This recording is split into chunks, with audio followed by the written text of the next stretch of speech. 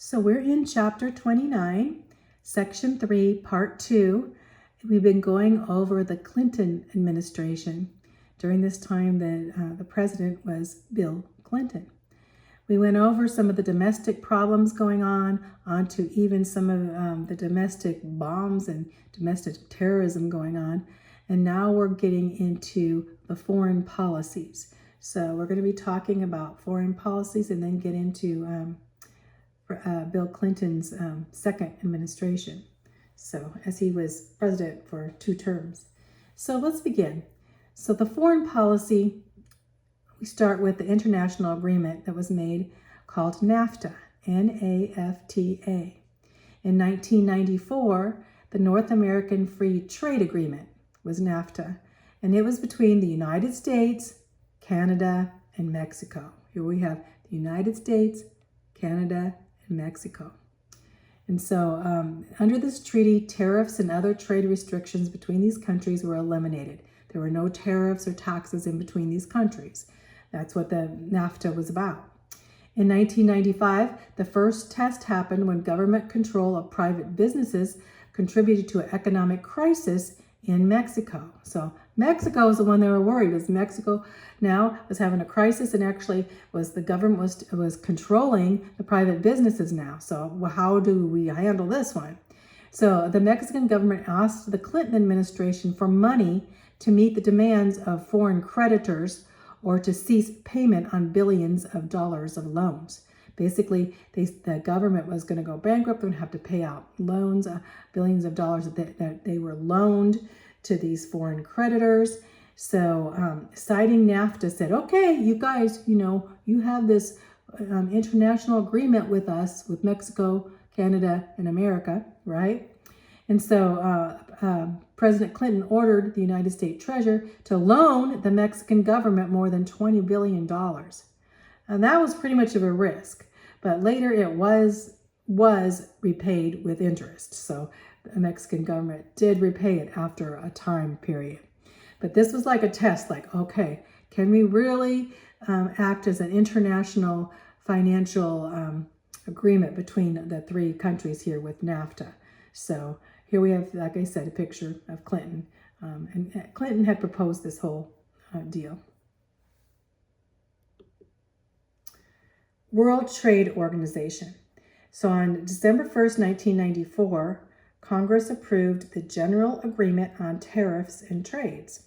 So this created a world tribunal known as the World Trade Organization. So the purpose was being to coordinate international trade policies, right?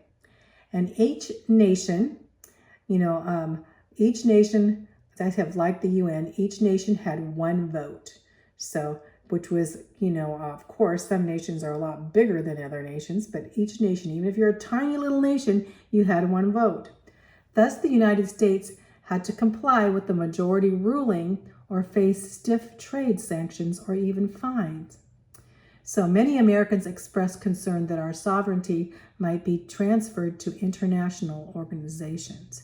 So saying, so we're going to go to the World Trade Organization and have these countries, some of them, socialistic and communist in nature or such, we're going to have these other countries really controlling our trade, not wanting this to happen. So the whole thought of this one world government led people, let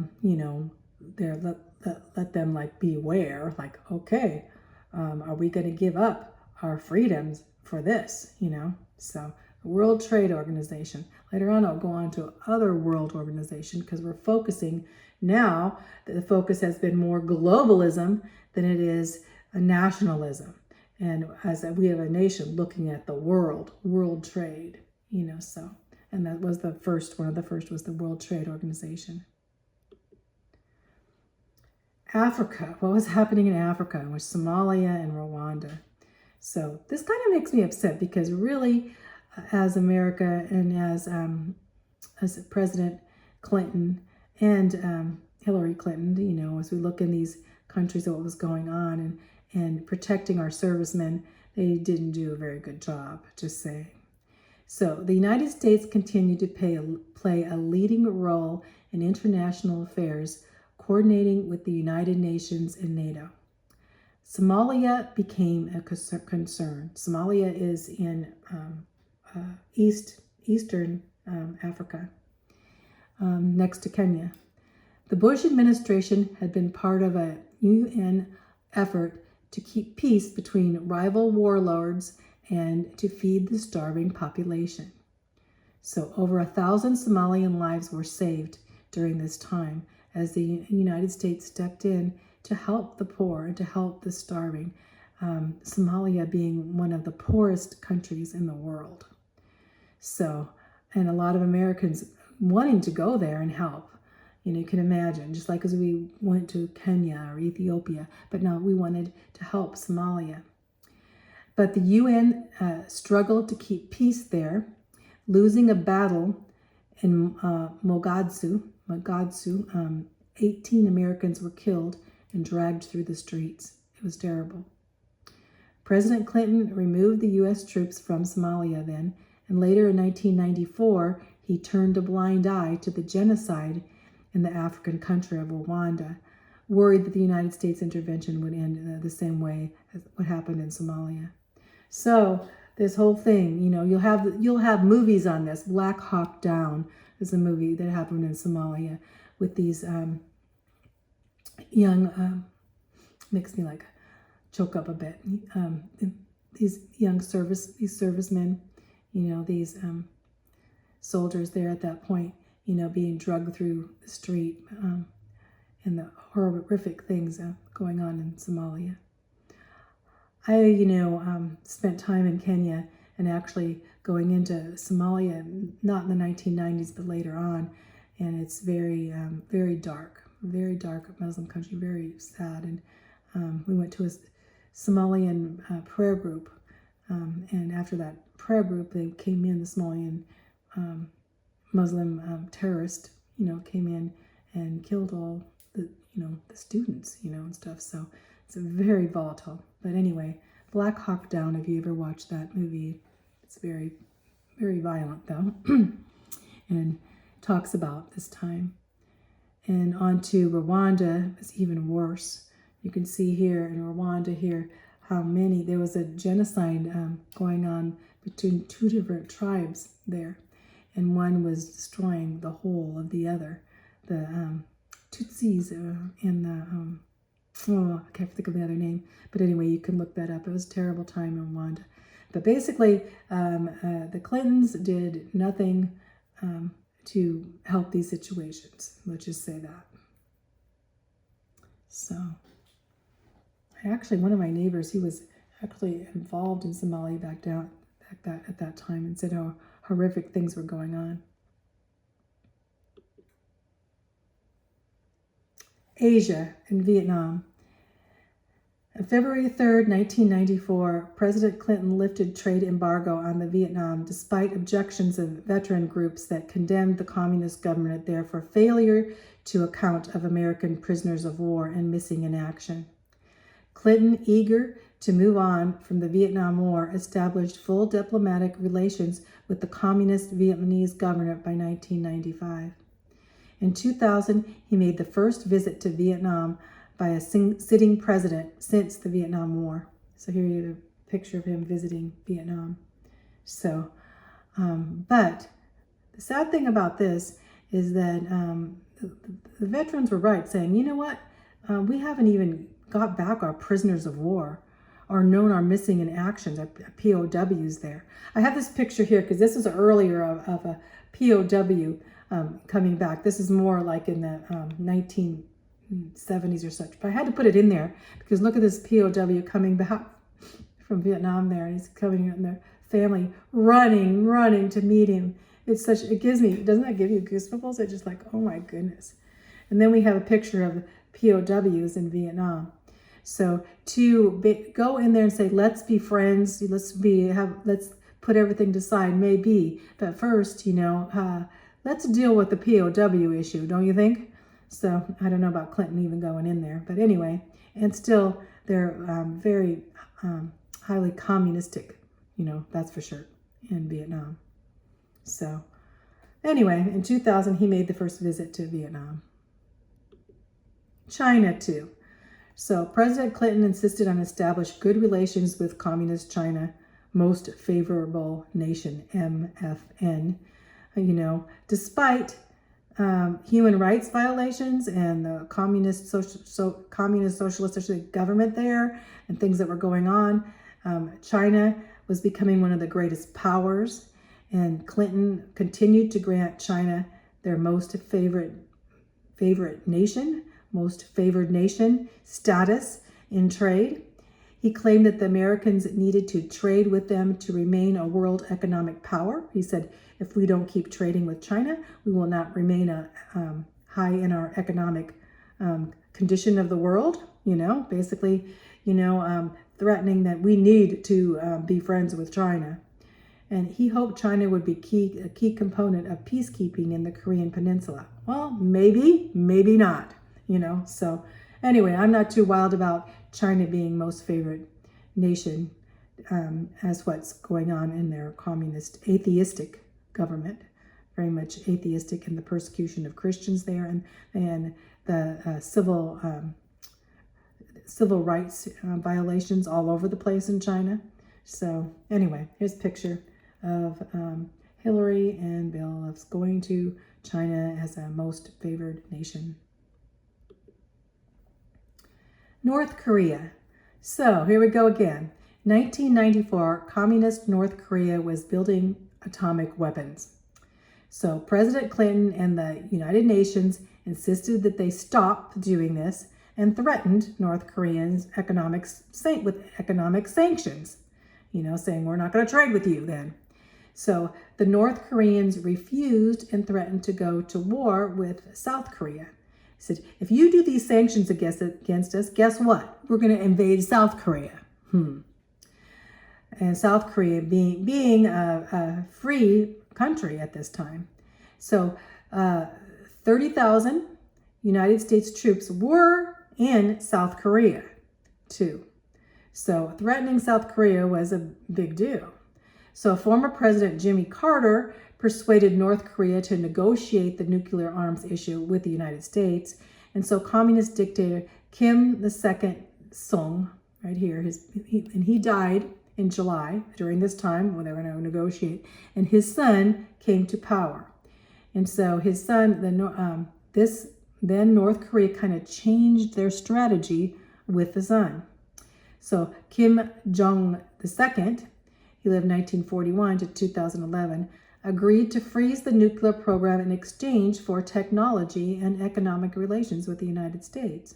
So here he says, okie dokie, okay, we'll freeze our nuclear program, but you have to give us your technology. We need some more of your technology, and we want to have trade and economic relations with you, saying to us at this time. And of course, at that time, President Clinton, okay, we should do this. But guess what?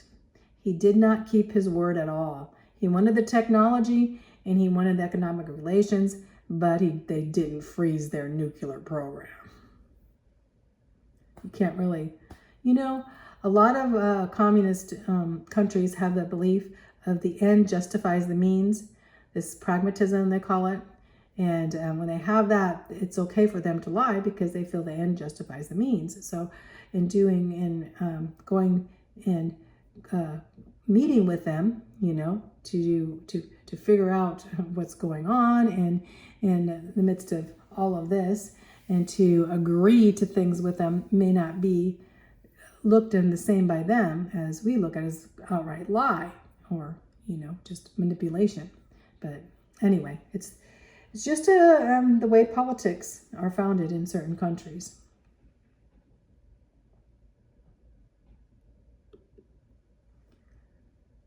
The Caribbean, we have Haiti. So the tiny Caribbean island nation of Haiti suffered an oppressive military dictatorship. Many Haitians fled their homelands. They were desiring to come to the United States. The United States accepted only those fleeing political persecution. So most of the refugees were not seeking political asylum, but escaping out of poverty too. So President Clinton negotiated and resolved the problem by restoration of the previous Haitian government.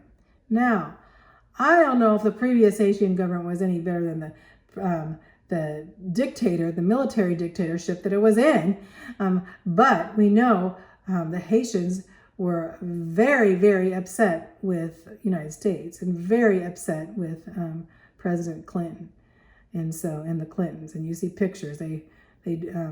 What happened? They believed that the money that was supposed to go to Haiti did not come and went directly to them.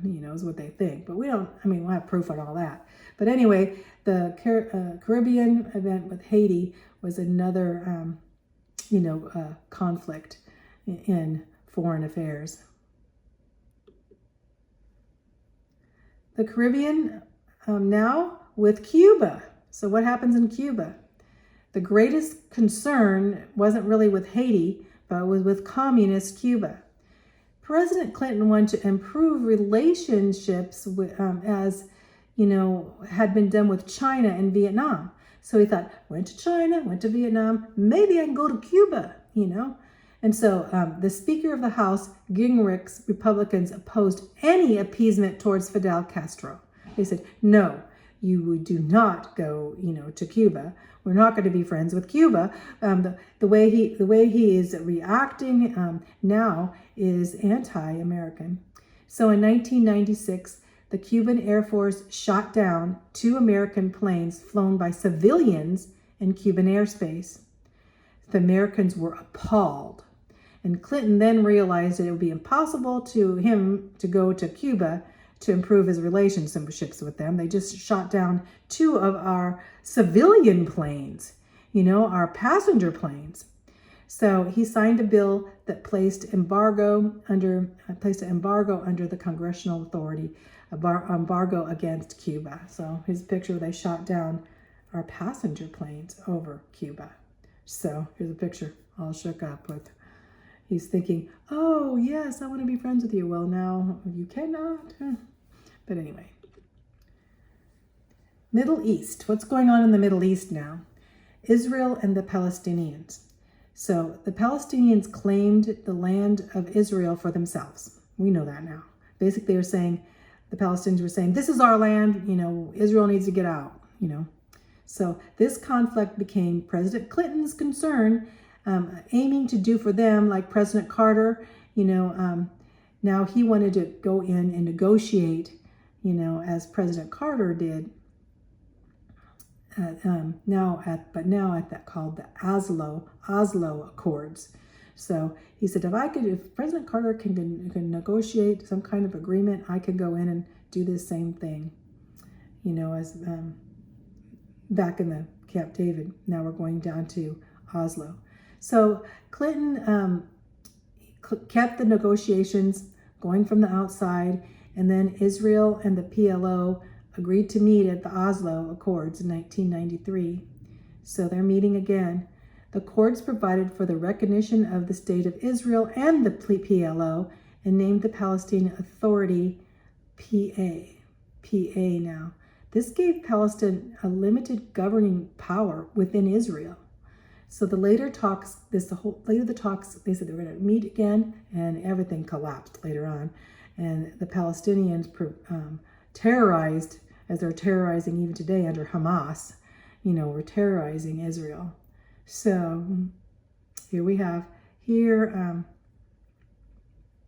says here's a picture of Arafat. Oh man, he's very much of a terrorist, He's gone now. When I look at him, like, oh dear, not him again. So the Oslo Accords were in September 13. So, and here it says, the thing is that they reached a settlement, but they didn't reach a settlement. Again, Palestine really wanted all of Israel, which they do even now under Hamas.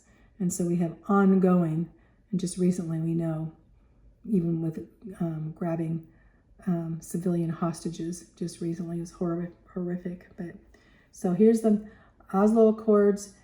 Clinton just wants to get in there and say, look what I've done. I could even make peace between Israel and Palestine, which, violence came after it. There was no peace from this. Let's just say that. It created authority in the West Bank and Gaza Strip of the Palestine, these different areas which have authority even today, but now it's this totally in turmoil. So, anyway, that's the Middle East, what's going on with Israel.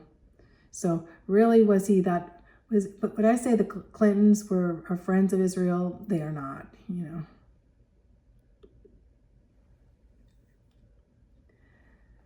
Europe Partnership for Peace. So the NATO alliance remained strong under Clinton. President Clinton encouraged Russia to cooperate with NATO in what he called partnership with peace. The Soviet Union had just, collapsed. And so NATO agreed to consult with the Russians on all military actions, but in return, the Russians had to respect the newly independent countries of Eastern Europe and Asia that had formerly belonged to the Soviet Union. The World Bank gave large amounts of financial aid and technical aid to Russia, and her economy still, though, remained unstable. So this is what's going on in Russia. So I just, during this time especially, I think of, going in and bringing in supplies. So I went into Russia even in 2002. We were still bringing in, women would come to our conferences and have very little. We bring in clothes and food and all kinds of things, so to help. And that was through the church. But of course now the World Bank, which I'm always leery about any World Bank, so gave large amounts of financial aid. But where would it go when it went to the Russian government? I'm not sure if it gets to the people, we never know. So anyway, we have a picture. Here's Clinton with Yeltsin here saying, yay, things are going good, partnership with peace, our partnership with peace right now with them. And then NATO being involved, North Atlantic Treaty Organization, and that's other countries too, remain strong. And Clinton keep trying to say, okay, I'm like the head of NATO here. Here's a picture of him in NATO. And then we have Bosnia. So tensions in Yugoslavia caused the United Nations to call upon the United States troops to keep peace among the Serbians, Croatians, and Muslims living there. So Yugoslavia is broken up. And of course, the Serbians, the Croatians, and the Muslims, they're totally different ethnic groups, not only different ethnic groups, they're different religious groups. And so there was massive distrust and massive violence, just say violence. The UN and NATO ordered American pilots to fly airstrikes on Serbian targets in Bosnia. Bosnia was a former part of Yugoslavia. So Serbian President Slobodan Milošević right here, is a picture of him. He lived 1941 to 2006, was forced to the bargaining table where the United States envoy arranged a ceasefire. So Clinton had committed up to 20,000 troops to keep peace in Bosnia as part of the NATO peacekeeping that would last 90 years. So we would go in there like 9 years to try to keep peace in this area, which was very hard. Milošević right here, he's was basically, convicted of like genocide and everything else in the midst of this. Just horrific things happened with civilians. So here we have Welcome to Sarajevo. It was really weird because before this, this was a beautiful, beautiful city, Sarajevo. It was beautiful. And after, all of the war going on in Yugoslavia here, the bombings and such, it looked like that. In fact, they were going to have the Olympics there, it was, or I can't remember if they did, but it was so beautiful, one of the beautiful cities, in the world. And it became, a pile of rubble. So, Bosnia. The United Nations. October 1995, approximately 160 of the world's leaders gathered in New York City to celebrate the 50th anniversary of the United Nations. President Clinton served as one of the official hosts of that event. This was called the largest gathering of world dignitaries in history. So this is the United Nations gathering together with President Clinton hosting the event. Clinton, a troubled second private versus public office. So his second, as he became his second election, as he was elected to his second administration, we'll find there was a lot of other corruption going on. So spiritual decline had blinded many to the characteristics of a righteous leader. Bill Clinton's past was brought up. He insisted that his personal affairs had nothing to do with his ability to lead the country. With the help of the media, he focused the nation's attention on economic issues rather than moral issues, convincing many that a candidate's private life was his own business. Basically, he said, hey, this is not your business what I'm doing or how I'm living. When you're president, yeah, it is our business. But anyway, as a result, he was reelected in spite of his questionable character because many saw that the economy was thriving. And this was a reason to elect him a second term in 1996 because we were having a thriving economy. So, all of this too. Clinton's impeachment. So his second term, like his first, was marred by questionable acts. The investigation with Whitewater Affair, that was in his first administration, his first term, I should say, uncovered sexual misconduct allegations. All of all came together, culminated in 1998 when the House of Representatives voted to impeach the president on charges of perjury, lying under oath, and obstructing justice. So in 1999, the Senate acquitted him of impeachment charges, though. So he was charged by the House of Representatives, and then he was acquitted in the Senate.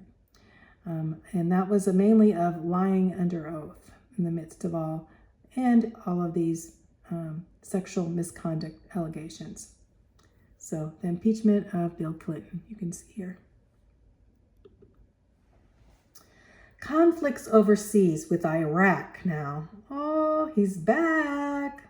We have Saddam Hussein. Remember the whole Persian Gulf War, Operation Desert Storm, all of this. And basically, H.W. Bush, President Bush, did not deal with Saddam Hussein, and he's back to Iraq.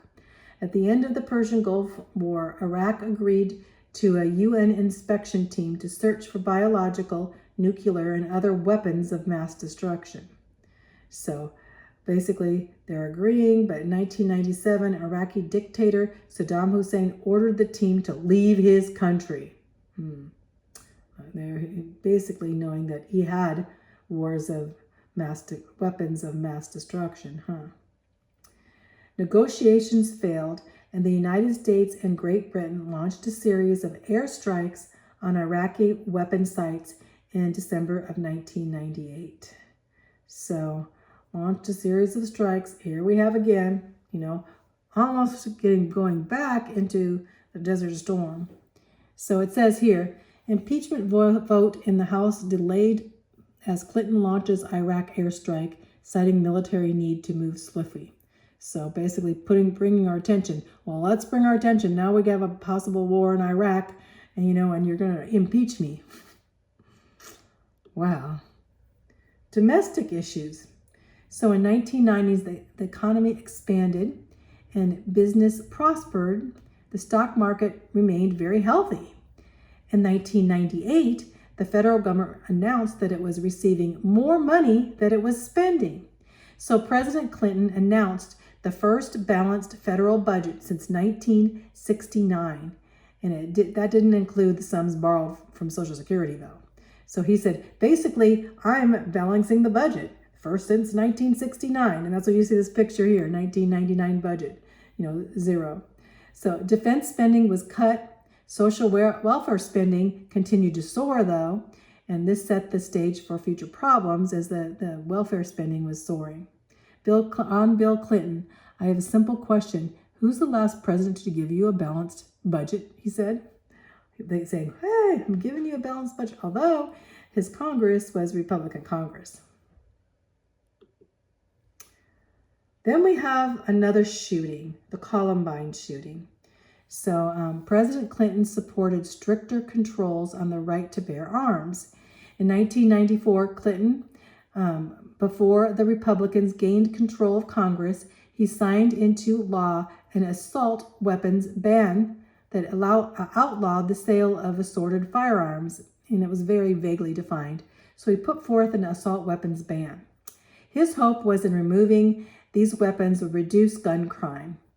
But this hope was proved false right away on April 20th, 1999, when in Littleton, Colorado, 2 high school students staged one of the worst school shootings in the history at Columbine High School. They wounded 20 people and killed 12 students and 1 teacher. Later, because of the sensationalism with the media, several other attention-seeking shooters then would try to follow this. And President Clinton, in response, pushed for greater gun control, of course. And ultimately, his ban on assault weapons proved a failure when statistics revealed that there was not a significant decrease in gun crime or mass shootings, from it. So this is horrific times. And when you look at this Columbine shooting, this is a picture of the 2 young guys, students, that went in and started, a mass shooting in a high school. You can imagine the girls crying here, everything happening, and these students, there's a couple of them that were in Christians. Actually, they attacked Christians. So a lot of the students that were killed were Christians, were born again Christians. This little girl here, she actually became a Christian just, prior to that, a few months prior to that time, she was born again. And this little girl, she was a Christian and was actually, teaching Bible studies and stuff, to the kids at school. So here we have this whole group, but you think they're going to be they're going to be in heaven. But anyway, we have this horrible, horrible mass shooting in Columbine High School in Colorado. So, in Littleton, Colorado. I just had to stop right there for a second. Just praying that a lot of these high school kids get saved. Anyway. .com bubble. In 2000, stock prices soared higher than many Americans that were invested. So-called traders bought and sold stock on a daily basis from home using the internet. So spectators gambled on unproven internet-based companies. Many stocks were trading at prices far above their value, creating what became known as a .com bubble. As the economics feared, the bubble popped and technology stocks crashed down. NASDAQ, technology heavy with stock index, dropped more than 30% over a year. It was the worst decline in history. So, .com bubble. You're wondering, what's .com bubble? Well, what's happening now is that we have now a lot of these internet companies that, basically don't have materials in it, but what they're called .com. And a lot of people were investing in the internet, investing in these things. And so a lot of them, they would invest and they, as the investments went up and up and up, then they'd crash to the bottom. And this was called the .com bubble. They'd burst the bubble and they'd crash back down. So this was happening. Here's that market conditions are getting silly. As we see here, he's looking, .com bubble, goes up and then it gets at the top, boop, bursts the bubble, goes all the way back down. The economy under burden. Rising federal interests at this time, a decrease in consumer spending brought on by high taxes, the collapse of many .com companies, bubbles being burst. These all happened and it burdened the economy. The economy eventually recovered after Bill Clinton left office, but investors were worried about the internet companies in the future. So are we going to have more .com bubbles? Although, I gotta say here, a few of the .com companies proved to be great successes, such as Yahoo. such as Google and Amazon.com. So although many .com companies failed during this time, we have some big ones that have gone through and became great, gigantic successes. Think of Amazon, think of Google. Oh my goodness. Biggest .com companies competition here. The Clinton legacy. Bill Clinton is remembered both for a strong economy. When we think of Bill Clinton in the 1990s, the economy was strong, and for scandals, right? His presidency ended as the economy was struggling. The United States had prospered during his 2 terms, though, but the economy was starting to struggle. The government enjoyed a budget surplus when he left office. Remember I said basically he said he balanced the budget because of the compromises he did make with Speaker Gingrich. And when we think of the budget balanced, you have to think too, not only was it Clinton, but was also with Gingrich and the Republican representatives of the House and Senate at that time. Clinton's legacy is tied closely with his wife Hillary, who began her career when she became a senator in New York in the year 2000. So we know this is actually when Bill Clinton, would retire at this time. We would find Hillary taking that up, her career, and we'll see that in the future. And she was a senator for New York. But his personal behavior and deception concerning his various scandals gave him a reputation as an effective but immoral president. Democrats of early 2000 tried to evoke the Clinton economy as a reason to vote for them, while Republicans tied the Democrats to the Clinton dishonesty. So basically Republicans saying, okay, yeah, look, he's dishonest, he has immoral sexual scandals and all these things going on. And then, of course, the Democrats as well. Yeah, look at the economy, though. The economy is good during this time. So they look to the future of what would happen with the next presidency, right? So I think that's the end. Yeah. So then we're going to go on next to the next presidency, which would be under Bush. George W. Bush. So we'll get going on that in the next video.